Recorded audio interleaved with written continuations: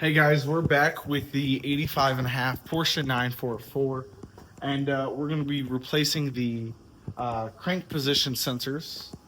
I do need to go to the store and get an 8mm washer so that I can gap these properly, and I'll probably grab a gapping tool while I'm at it. So these are the new ones, and I'm going to just watch a YouTube video on a guy who created his own tool instead of spending 30 some odd dollars on creating a tool just by using the old crank position sensor.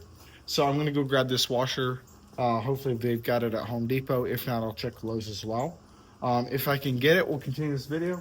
If not, this will be delayed a little bit, but everything will be in sequence. So gonna get all that done, and then let me go ahead and flip it around. So the crank position sensor, I don't have my gloves on or anything, so get a little dirty, but is going to be right down there. Let me go ahead and grab the flashlight.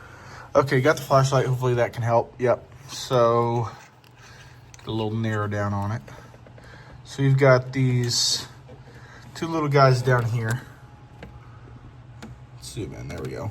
And those two are going to be the crank position sensors that we will be replacing, but this one over on the right will be the one that we should be gapping. So we're gonna create our own little gapping tool for that. And then we'll screw those back in and of course take it all out. So real quick, because they're not connected by any, it was disconnected by the previous owner. So let's go and grab our gloves, go ahead and get those pulled out so that we can work on creating that tool. So we're going to go ahead and get in here and get these little guys out. Hopefully I can.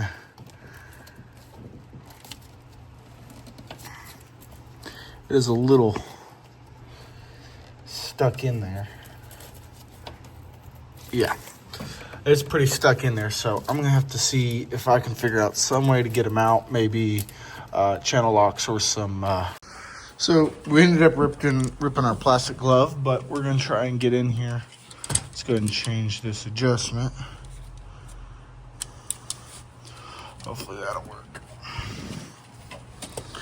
Get in there with it. Yeah, it's actually a lot harder to get in there with than I would have expected. So I'm probably going to have to turn off the camera. You can be able to get in here and just use two hands, I guess. Yeah, that's what I'll do. So give me a few minutes. Went to Home Depot, grabbed a couple things. Grabbed the, well, it's like an M4mm washer. And then we grabbed some jacks. Got filters for the house. Grabbed some oil blasters to help unseize the crank position sensors we've got. So heading into the Type R and head back to the 944. So we went and got some Loctite so we can use these M4 metric flat washers. That is the closest thing I could find to a 0.8, and then we got this blaster shine. Never used this before, so thinking, okay, it's unlocked, and then we're gonna go ahead and spray it in here. Let's get down here a bit. Okay, I'm not gonna be able to get close enough in there, but we're gonna try and spray. There we go. Getting in there a little bit. Then we're gonna let it sit for a little while. Come back, probably do it once more, and hopefully those will be out. So once we get that out, we're gonna continue from there, and hopefully that'll get those loose. So I've got the jack stands. We'll eventually get a new jack, but for the time being, I'm going to go ahead and get these in here. So now we've got 4 of these 3-ton jack stands with the jack. For the moment, I will be putting it up just to be able to see under it more. I'm still waiting on those crank position sensors to loosen up a bit. So I sprayed it a second time, and we'll rework it here in a little bit. I'm gonna go ahead and get it lifted a bit. So we're using technically a 2-ton jack, which is 4,000 pounds. We're going to be lifting it off the ground, and then we'll be getting those in.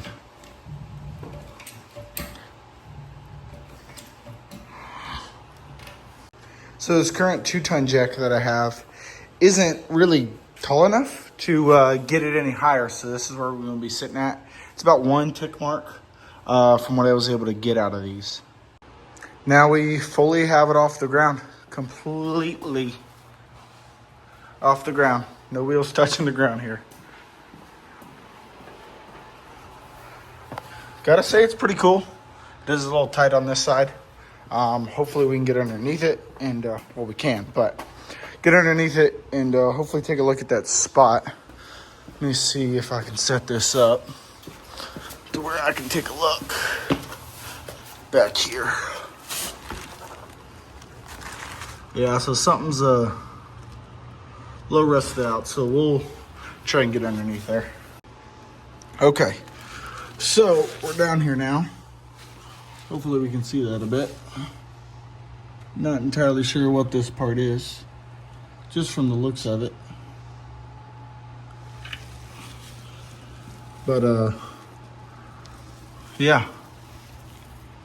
So just kind of getting underneath it, seeing it. That's really the only thing I'm seeing. Let's see if I can hold this camera another way. Everything else seems to look fine. I'm smelling the stuff I put in that crank position sensor area. Yeah, the fume's getting to me. So I just got to figure out what that is. And we're going to get off this floor here. And hopefully it's not too major. Just do a little bit more research. And make sure this is not something, once again, super major. And fumes are really getting to me. Holy crap. So we're going to give that a minute. But if we lifted it, like, what is that, a 6-inch lift? Ooh, that'd be crazy. It's like truck height at this point. You know, as far as like from ground to hopping in. Let's see here. Yeah. You kind of actually have to step up into it instead of step in. Yeah. Go ahead and turn that fog light off. Not that it matters, the battery's disconnected. Oh. My little camera piece keeps messing up. Little case I bought off Amazon when I bought the new phone, but the battery's still kind of terrible in my opinion.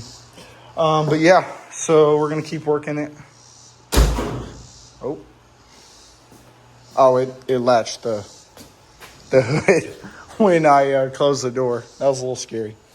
Anyway, seems pretty solid up here, but I think I might take it down just so that nothing happens. Okay, well, I don't think this is too good. I was working on taking it down, and this pushes in a little bit, and looks like it's a little rusted up in there. Yeah. Anyway.